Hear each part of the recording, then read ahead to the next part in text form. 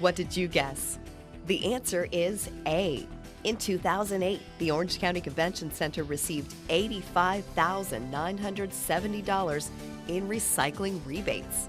Yes, it pays to go green.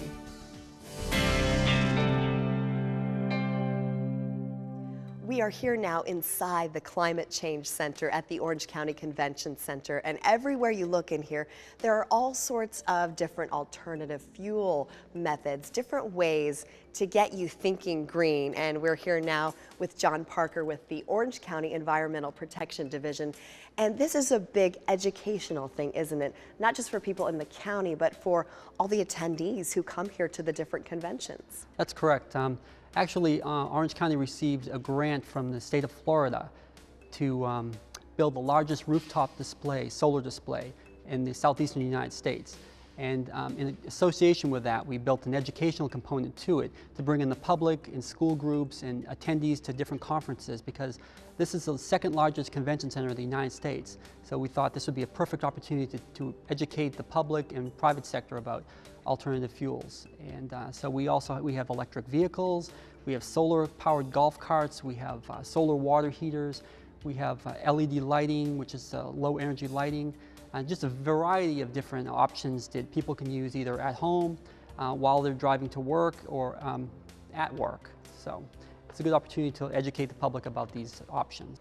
Talk to me about some of the things that are in here, because I see LED lighting, and I'm big on the reusable shopping bags, and I see a great display about all the plastic bags that people accumulate in their household. That's amazing. Right, one of the things we're trying to encourage people to do is to use totes, like shopping totes you can purchase for like $1 or less at different stores. And rather use those and bring them shopping with you than to get the plastic bags that they currently give you. They've done this in Europe, and they've drastically reduced the plastic consumption and the plastic waste in their landfills. So in order to recycle plastic or reuse less plastic, we want people to carry their own totes while shopping.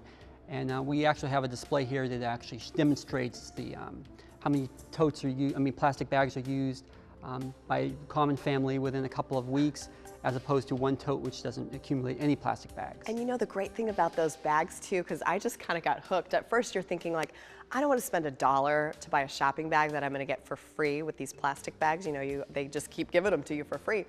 But you can carry so much in them.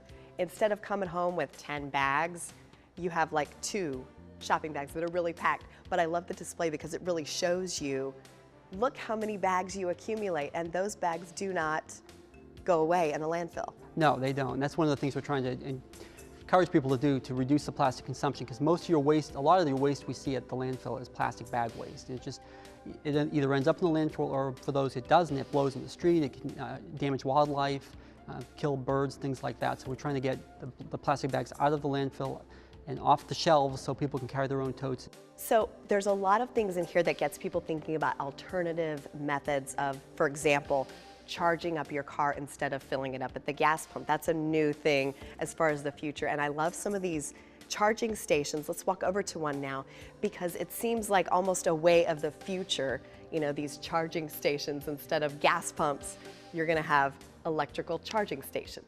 Within the next couple of years, you'll see a lot more electric vehicles on the road. So in order for the homeowner who owns an electric vehicle to charge their vehicle, they're going to be purchasing these electric charging stations. And these charging stations will work off-peak hours, so you'll pay the less amount for your energy usage.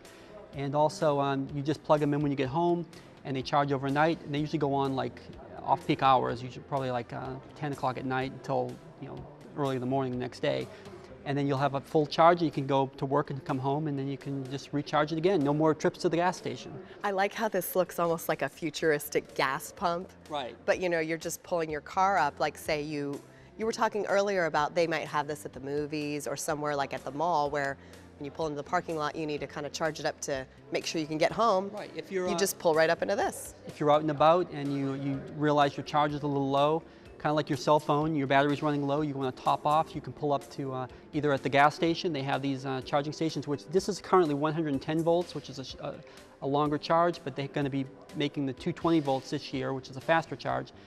And also they'll have them at gas stations, they'll have them at movie theaters, and they'll have them for apartment complex. People who live in apartments don't have a garage they can pull into, they can plug in and pay a fee, like a monthly fee, a service plan, and you can charge a vehicle overnight that way. So all these things that are here in the Climate Change Center, it's really the way of the future. Right.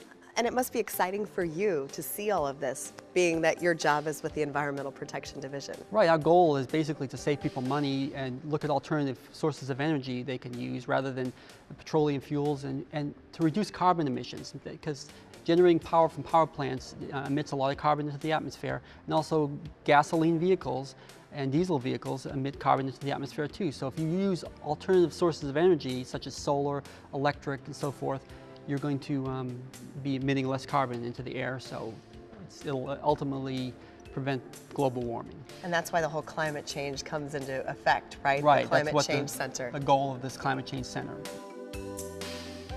For more on the Orange County Convention Center's green initiatives, you can check them out online at www.occc.net